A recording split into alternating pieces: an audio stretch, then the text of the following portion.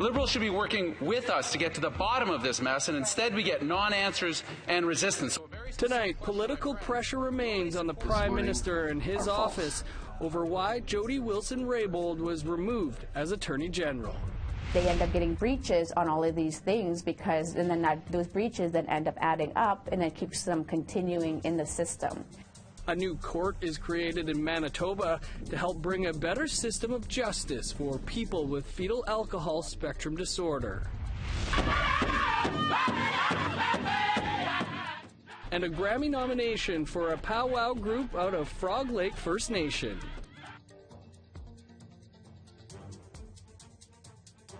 Good evening, I'm Dennis Ward. Today, the opposition once again roasted the federal government over possible political interference. The charge is the Prime Minister's office leaned on former Justice Minister Jody Wilson-Raybould to have her influence a criminal case involving engineering company SNC-Lavalin. When she refused, she was allegedly fired as Justice Minister. As Todd Lamourand reports, the opposition used question period to search for answers. Charges dropped. Conservatives used QP to ask about a meeting last December between Jody Wilson-Raybould and the Prime Minister's senior political advisor, Gerald Butts, and about what was discussed. And we still have not had an answer. We know that Gerald Butts met with the former Attorney General to discuss the SNC-Lavalin issue. Very simple question to the Attorney General. Did that discussion include a special deal for the SNC-Lavalin company? Yes or no?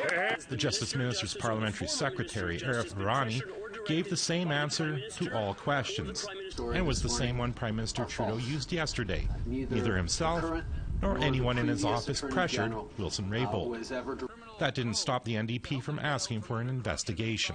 And when the former AG doesn't bend to the will of the Prime Minister, she's fired. Liberals should be working with us to get to the bottom of this mess, and instead we get non-answers and resistance. So a very specific question to my friends. Will they support our call for an ethics investigation into this scandal, yes or no?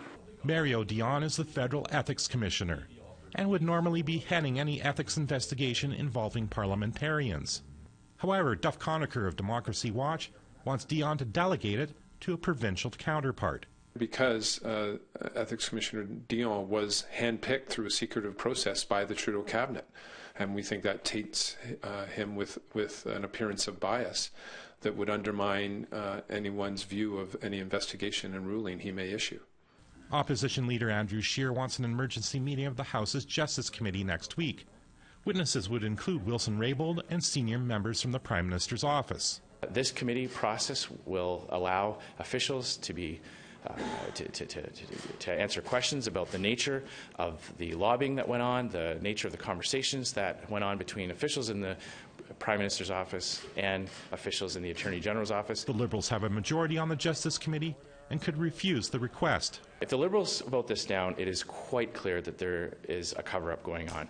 But Conacher says the committee investigation would be nothing but a kangaroo court. Because they're asking the questions based on politics and partisanship, not based on the facts or the law. He also stressed that if Wilson-Raybould was pressured, it is obstruction of justice.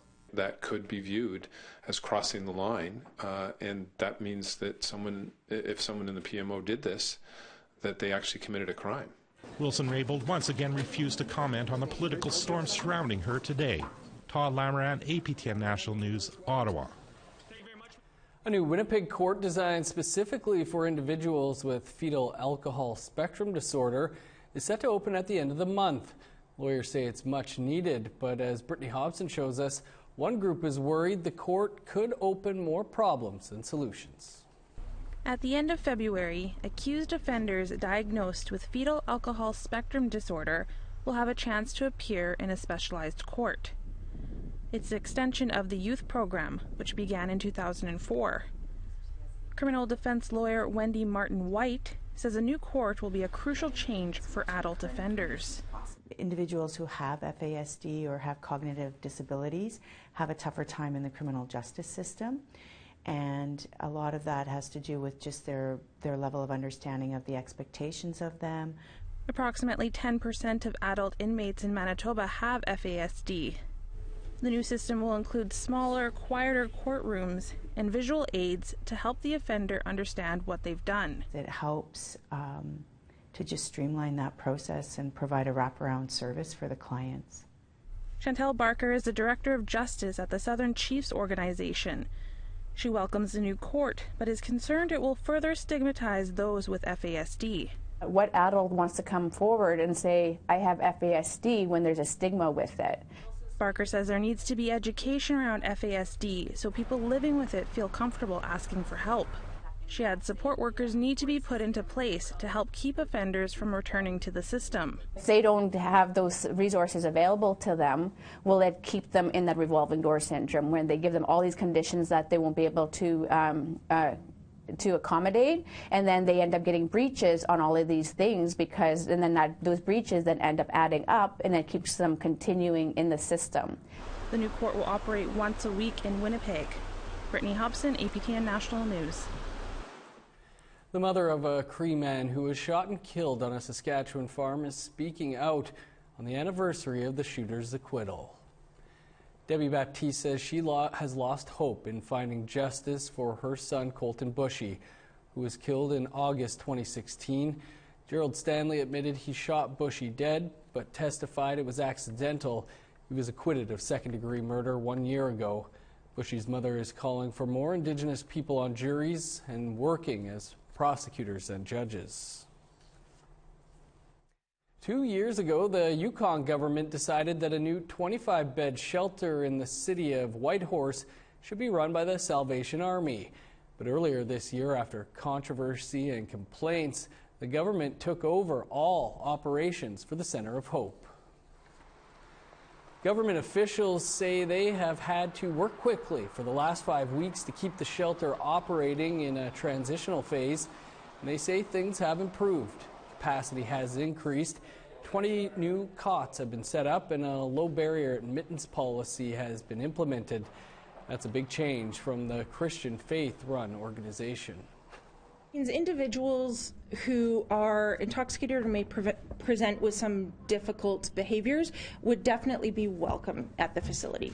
We have staff who are equipped and they have the training to be able to work with individuals. We would reduce the number of barriers that would prevent somebody from coming to the shelter. Ultimately, we're welcoming people into the facility, which is also why we've seen such an increase in the number of people who are inside the building. The future of 4,000 government employees in the Northwest Territories is still unclear. They could be on strike as soon as Monday. Today, MLAs debated the possibility of the government going to binding arbitration with the Union of Northern Workers, but that was rejected. Our reporter Charlotte Mort-Jacobs has an update. All those in favor, please stand. Today, a last-ditch effort to avoid what could be one of the biggest strikes in history of the territory. MLA Julie Green tabled a motion calling on the territorial government to permit a mediator to deliver a final agreement during talks with the union this weekend. I truly believe that a strike would be a disaster for Yellowknife, for our families and friends, for our communities and our territory. And that's what I've heard from constituents throughout the last few days. Colleagues, I urge each and every one of you to support this motion and bring the possibility of a strike to an end before it starts. Merci, Mr. Speaker. MLA Green saw some support. Mr. Speaker, sticking with the status quo and continuing to just pass the buck is easy. Taking decisive action is much harder. I ask the honourable members of this House to live up to the expectations of Northerners to put an end to the threat of strike and get a fair deal now. But the motion for arbitration was voted down. The results of the recorded vote, all in favor 6, all opposed is 11, abstention 1. The motion is defeated. Member for Range Lake. There is still this weekend for negotiations, and both parties are scrambling for a solution. But if no solution is found, the union says they will strike on Monday, and strike pay will be 60% for people on the picket line. Charlotte Mort-Jacobs, APTN National News, Yellowknife. A powwow group with its roots in Alberta are up for a Grammy Award this weekend. More on that after the break.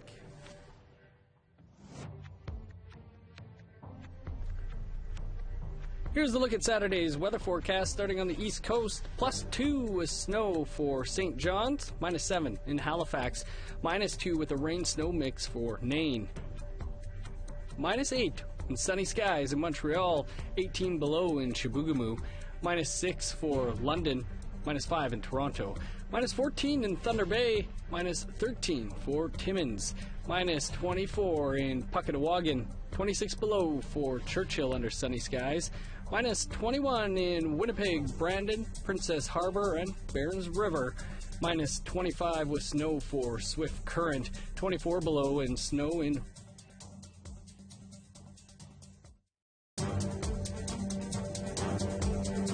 Welcome back. The LNG Canada project will move natural gas from northeastern BC to the Pacific coast. And it all starts at Fort St. John, which is a gas-working town. Many people who live there are looking forward to the opportunities the project will provide. APTN's Lori Hamlin met some of them and has this story. Fort St. John is known as the Energetic City. It's the largest resource town in northeastern BC, and most of its 20,000 residents work in the gas industry. Fort St. John is getting to be a very busy town. A lot of promises here.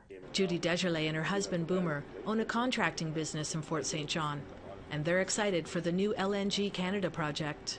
I feel really good about this project. There's a lot of opportunities here on all levels. The Fort St. John area is where the natural gas for the project will be fracked from.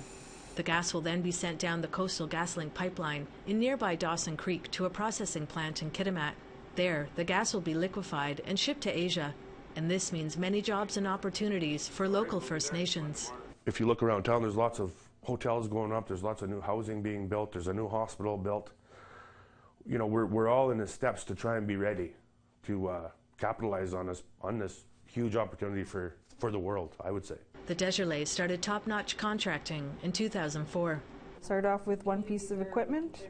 $1,500 was our investment. That's all we had in the world. And a couple kids in diapers, and we're like, okay, let's do it. Judy is from Blueberry River First Nation, an hour outside of Fort St. John. One of her priorities with her company is to ensure other First Nations get training and full-time jobs. I would do anything to help my people get to the next level. Mindy Henyu also works in the gas industry in Fort St. John. She's the external relations advisor at Shell. Henyu says she's proud of her industry and the work she's doing to help Indigenous communities. I strive to live a purpose-driven life, and that's for Indigenous people. For myself as an Indigenous woman and a mother of 3 children, working for Shell allows me to connect with the people and help make differences in respect to employment, community wellness, education, and seeing that growth within those communities is really fulfilling for me. The lifetime of the LNG Canada project is expected to last 40 years. And Henyu says that means a brighter future for everyone. I plan on raising my children here. It's a good place to raise your family. I think that's everyone's goal.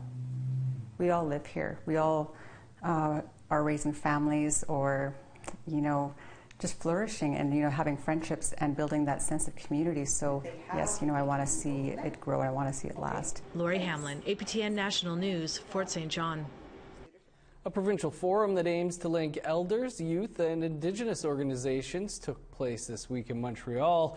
As Danielle Rochette reports, there is a sense of urgency for keeping traditional knowledge alive and sharing it in all aspects of contemporary life. It is one of its kind. More than 60 Indigenous elders from 9 First Nations in Quebec were downtown Montreal this week to share their traditional knowledge. Diane Otteries-Reed is a member of the advisory committee for the forum. And we're also fulfilling prophecy that there will come a day when there will be an integration of Indigenous knowledge into the mainstream society. And this is the reason why I support this forum. Otteries says knowledge like this is needed in all areas: health, wellness, the environment, and more. The time has come to really bring the importance of the transmission of Indigenous knowledge from the elders to the forefront of the world, not just our own nations as First Nations people. Chantal Viscogliosi of the University of Sherbrooke also helped organize the forum. She plans to support research projects to facilitate links between elders and youth. We want to think together with the community based on their needs and the better actions to do to bring this link between youth and elders. Guasanukta works with the elders at Quebec Native Women Association. She also feels the urgency of the situation. We have very limited time before we lose a lot of our elders. So it's a crucial time now to make the time and create those opportunities to have those exchanges between elders and youth, because eventually the youth are going to be the ones that are around to carry that knowledge. Despite the fact that research is a sensitive issue for many Indigenous people, the elders know their knowledge has to be preserved and shared, and that their partnership, collaboration, and reconciliation are essential. Daniel Rochette, APTN National News, Montreal. The Chinook Series is a 2-week multicultural arts festival being held in Edmonton. Audiences can see a collaboration of works from Chinese, East Indian, African, and Indigenous artists. APTN's Chris Stewart was at the opening night. I was born, I had an idea of sleeping in a stormy blizzard with nowhere to draw my toes. The Chinook Series is taking an unusual path. They are combining several smaller festivals into a large 11-day event in Edmonton. Tareen Thomas is an up-and-coming writer and performer. She wrote the opening performance of the festival. Pale Blue is about this conversation I had with this man while we were smoking outside Boyle Street, and it was freezing and I was really cold, and I noticed that he had nothing to protect himself from the cold, so I felt really privileged, and that kind of inspired me to write Pale Blue. Thomas was joined in her performance by actress Ayla Modeste and actor, writer, director Barry Belinsky. He says Thomas's experience at the homeless shelter made her want the audience to experience the feeling of homelessness. This man obtained wisdom, one obtains from strength, comes from struggle. She just noticed in his lips and that she had no idea how to experience what he experienced. And so we kind of tied into that as artists, that we're often trying to seek any connection to put ourselves in other people's shoes. For Tarleen Thomas, she is impressed with the Indigenous representation at the festival. This is my first time performing in the Chinook Series, so it's really nice to be able to perform and be here with everybody, and I'm really glad that they're getting more Indigenous people to come and take up space and basically show what it's like to be Indigenous and what that art looks like and what it feels like. The Chinook Series runs until February 17th. Chris Stewart, APTN National News, Edmonton. The young spirit singers from Frog Lake, Alberta are on their way to the Grammys on Sunday.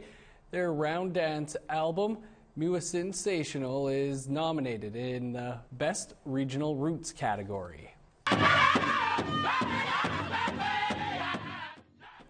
After nearly 2 decades of playing powwows and festivals across Canada, they have been nominated for their first Grammy Award. The group have members from Canada and the United States, and they will be headed to Los Angeles to see if they win one of the coveted awards. It's a bit overwhelming at times, but at the same time, it's a great sense of pride just for our Treaty 6 territory and for all the First Nations people in and around Frog Lake First Nation. It means a lot to everybody to be recognized on that world stage. Best of luck to the group this weekend. An all-new episode of the award-winning APTN Investigates airs tonight. Right after we're done here, we'll speak with the reporter after the break.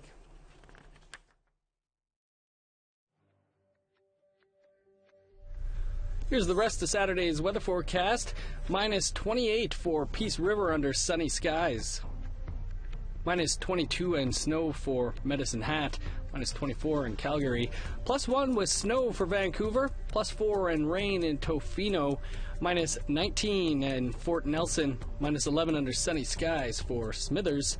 Minus 13 for Old Crow. Minus 8 in Rock River. In the NWT, minus 19 for Fort Liard and Trout Lake, minus 7 in Norman Wells, minus 7 as well for Inuvik, minus 5 in Colville Lake. In Nunavut, minus 31 in Chesterfield and Repulse Bay, minus 27 in Baker Lake, minus 29 in Arctic Bay, 32 below in Igloo Lake.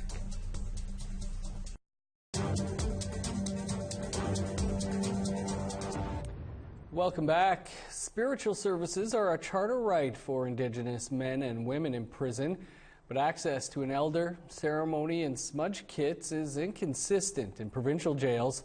On tonight's episode of APTN Investigates, Sweetgrass Denied, Trina Roach takes a look at why. She joined us earlier from Halifax. Trina, good to see you. Can you tell us a bit where this story came about for you? Well, I met Anthony Peter Paul, who's the main character in this episode, in 2017. He had just won a human rights settlement. He'd been in jail 5 years before. He had asked to smudge and see an elder. He was denied. He filed a human rights complaint, and he won. So in 2017, we did that story for APTN National News. And then part of that settlement, I should say, was that the jails in New Brunswick were supposed to comply with their own policy to provide Indigenous spiritual services to inmates. And then in 2018, I hear from Anthony Peter Paul again. He's back in jail and was denied a second time when he requested to smudge and see an elder. So at that point, I really started wondering what was happening and decided to take a deeper look. And so what did you find as you looked at provincial and territorial jails across the country? It's very inconsistent, you know, from one jail to the next within a province and from province to province. Some jails have elders on staff and others require, you know, volunteerism, which, you know, and generally the common theme is that elders are stretched very thin, but it varies a lot as you go across the country. It's also hard to get a sense inmates, you know, when you file a complaint, unless it goes to a tribunal with the Human Rights Commission, it's confidential. So it was a little hard to get a sense of the numbers, but generally it's inconsistent and uneven, even though it is a charter right. And so, Trina, how would that compare to federal prisons? Well, it's night and day. When I met with Anthony Peter Paul for the final interview, he had been sentenced, so he was no longer in a provincial jail in New Brunswick, but in a federal institution in Spring Hill, Nova Scotia, where there's access to elders. He can smudge any time of day that he wants. He can keep his smudge kit in his cell. There's intensive programming for Indigenous people. My sense is that the fight has been fought in federal prisons, but that in provincial jails across the country, I think Howard Sapers, who was the federal corrections watchdog, I interviewed him as well, and he said there are bright spots, there are jails that are doing a very good job of this, but overall it's not a good news story, so I think there's a lot of work to do. Well, Trina, it's an interesting looking episode. Appreciate you taking some time to talk with us about it. Thanks, Dennis. That's your APTN National News for this Friday. There's a lot more to check out over on our website, aptnnews.ca. Stay tuned. APTN Investigates is next. I'm Dennis Ward. Have a great weekend.